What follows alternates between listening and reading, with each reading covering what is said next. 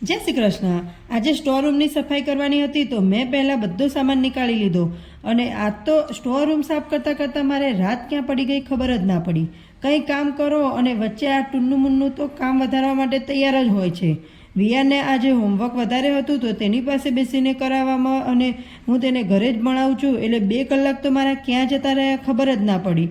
રાતના 7 વાગે તો હજુ મારા કિચનની હાલત કંઈક આવી અસ્તવ્યસ્ત પડી હતી અને ઉપરથી આદિત્ય પણ બેસણામાં ગયા હતા તો વિયાનનું પણ ધ્યાન મારે જ રાખવાનું હતું એટલે વિયાન નીચે રમવા ગયો હતો તો તેની ધ્યાન રાખવા માટે 3-4 ચક્કર પણ મારે મારવા પડ્યા। આજકાલ છોકરાઓ ઉપાડી જવાના કિસ્સા જ એટલા બધા બને છે કે છોકરાઓનું ધ્યાન વધારે રાખવું પડે છે।